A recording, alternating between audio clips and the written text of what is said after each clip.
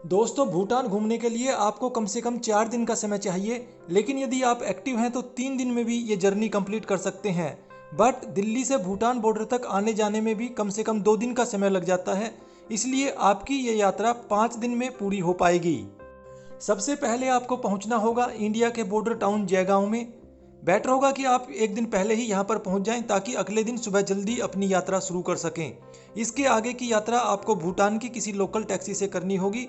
आपकी टैक्सी के अंदर एक लोकल गाइड भी होना चाहिए। हमने अपनी यात्रा की थी दोरजी साहब के साथ, जो एक निपुण ड्राइवर होने के साथ साथ बहुत ही अच्छे इंसान हैं। अभी आप देख रहे हैं भूटान का इमिग्रेशन चेक पोस्ट, जो फुनसलिंग नामक कस्बे में पड़ता है और जयगांव से वॉकिंग डिस्टेंस पर है। यहाँ पर जाने से पहले आपको ऑनलाइन ही भूटान घूमने की परमिट ऑब्टेन कर लेनी चाहिए। परमिट ऑब्टेन करने के लिए आपको 1200 रुपीज़ पर नाइट के हिसाब से फीस देनी होगी। जैसे कि आपका प्लान 3 दिन का है तो आपको केवल 2 रात की ही फीस देनी पड़ेगी। इमिग्रेशन क्लियर करने के लिए आपके पास परमिट के साथ साथ ट्रैवल इंश्योरेंस की भी हार्ड कॉपी होनी चाहिए। आईडी के तौर पर आपको पासपोर्ट या वोटर आईडी कार्ड भी दिखाना होगा।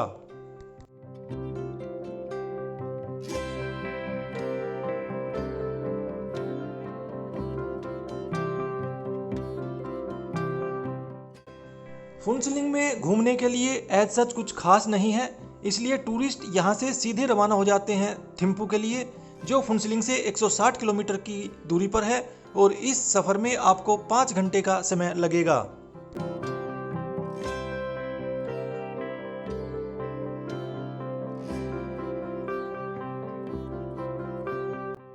जैसा कि आप देख पा रहे हैं ये पूरा रास्ता पहाड़ी है, इसलिए आपको मानसून सीजन में यहाँ पर जाने से बचना चाहिए। वैसे यहाँ पर घूमने का उपयुक्त समय रहता है अक्टूबर नवंबर और उसके बाद फिर मार्च से लेकर मई तक।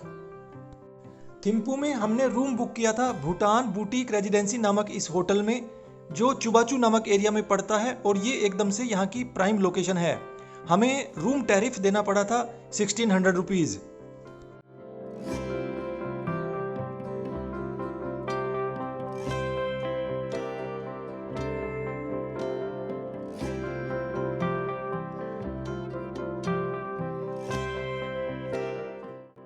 यदि थिम्पू के टूरिस्ट अट्रैक्शंस की बात की जाए तो जब आप यहाँ पर एंटर करेंगे तो सबसे पहले आपको दिखाई देगी लॉर्ड बुद्धा की ये स्टैच्यू। सबसे पहले आपको यहीं पर जाना चाहिए, बल्कि आते समय ही इसे विजिट कर लेना चाहिए ताकि आपका समय बच सके। यहाँ पर कोई एंट्री टिकट नहीं है।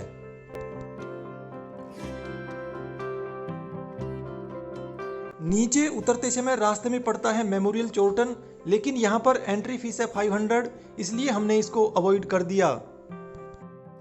It's a living museum, okay? We'll also show you culture programs. You'll get to play archery. You'll be served with local wine, Ara. यहाँ का तीसरा अट्रैक्शन है ये लिविंग म्यूजियम, जिसका नाम है सिंपली भूटान। यहाँ पर आपको भूटान की ट्रेडिशनल कल्चर के साथ साथ फोक डांस भी देखने को मिलेगा, बट यहाँ पर एंट्री टिकट है 1000 रुपये।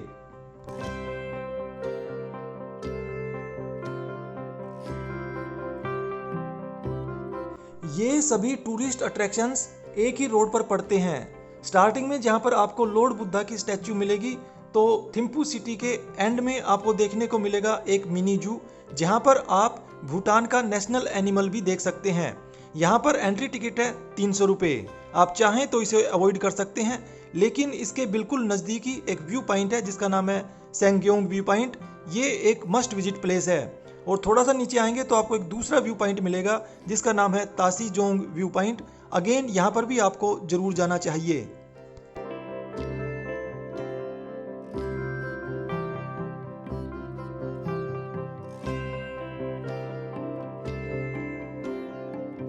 आजकल भूटान जाने वाले टूरिस्ट फुनसलिंग या थिम्पू से ड्यूटी फ्री गोल्ड भी परचेज कर सकते हैं।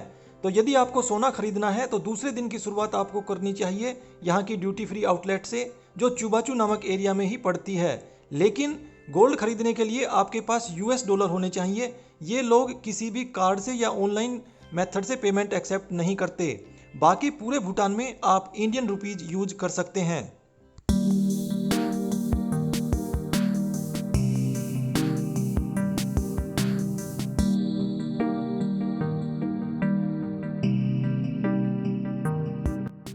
यदि आपको गोल्ड परचेज नहीं करना तो सीधे आपको जाना चाहिए दोचुला पास, जो थिम्पू से 25 किलोमीटर की दूरी पर है और यहाँ की सुंदरता देखते ही बनती है।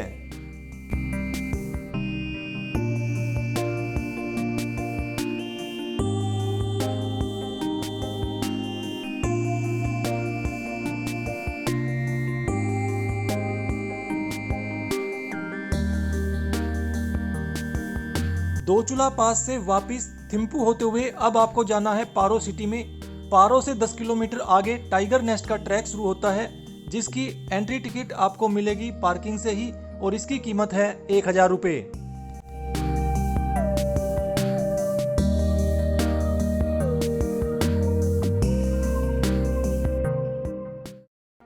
इस ट्रैक की लंबाई 3.5 किलोमीटर है, जिसे कंप्लीट करने में 4 से 6 घंटे का समय लगता है। यदि आप फिजिकल फिट हैं तभी इस ट्रैक को कंप्लीट कर पाएंगे। रास्ते में बहुत कम खाने पीने की दुकानें हैं, केवल एक ही कैफेटेरिया पूरे ट्रैक में आपको दिखाई देगा।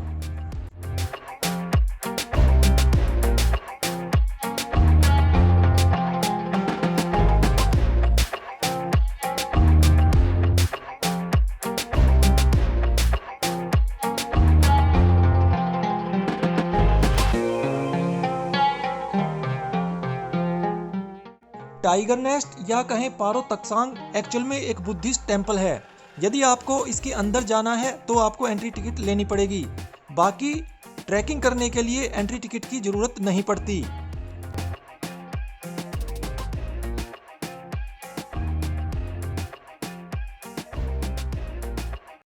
पारो में हमने रूम बुक किया था तासीलिंग नामक इस होटल में, जो मेन मार्केट के पेट्रोल पंप की ठीक बैक साइड में पड़ता है। यहाँ पर रूम टैरिफ था 1500 रुपीज़।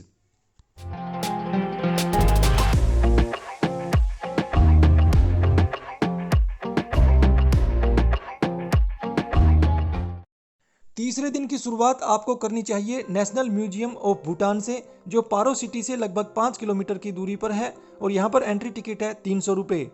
म्यूजियम के बाहर ही एक रेस्टोरेंट है जहाँ पर आप ट्रेडिशनल भूटानीज ड्रेस में फ़ोटो भी क्लिक करा सकते हैं।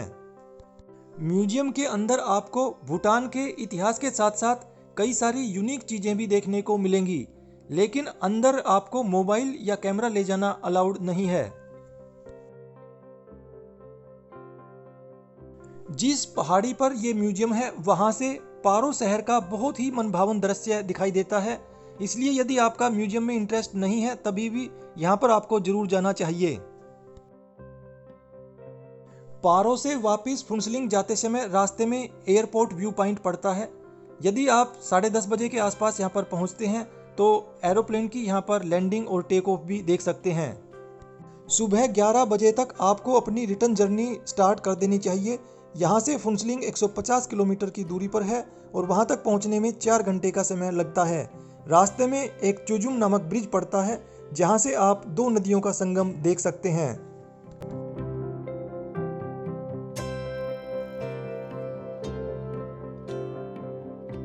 वैसे तो भूटान के पारो शहर में इंटरनेशनल एयरपोर्ट है, लेकिन दिल्ली से पारो की डायरेक्ट फ्लाइट बहुत ही कम है और बहुत ही ज़्यादा महंगी है।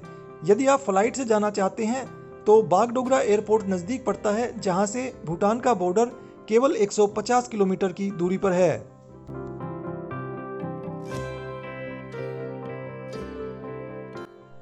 इमिग्रेशन चेक पॉइंट पर बहुत ही कम टाइम लगता है। जयगांव से आपको वापसी में हासीमारा रेलवे स्टेशन के लिए शेयर्ड ऑटो भी मिल जाएंगे।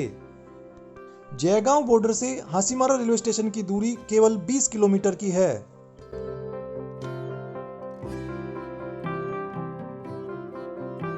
हासीमारा रेलवे स्टेशन से शाम को 3 बजे न्यू जलपाईगुड़ी के लिए और 4 बजे सिल्लीगुड़ी के लिए ट्रेन मिल जाती है। NJP यानी न्यू जलपाईगुड़ी रेलवे स्टेशन से रोज रात को 11:30 बजे पुरानी दिल्ली के लिए ब्रह्मपुत्र मेल चलती है, जो एक दिन छोड़कर अगले दिन सुबह 5 बजे आपको पुरानी दिल्ली रेलवे स्टेशन पर उतार देगी। यदि आप 2 या 3 बंदे एक ग्रुप में जाते हैं तो पर हेड इस जर्नी में आपका खर्चा आएगा 20,000 रुपये से लेकर 25,000 रुपये तक। दोस्तों, उम्मीद करता हूँ ये वीडियो आपको पसंद आया होगा। यदि वीडियो पसंद आया हो तो इसे लाइक करें। Thank you friends, thanks for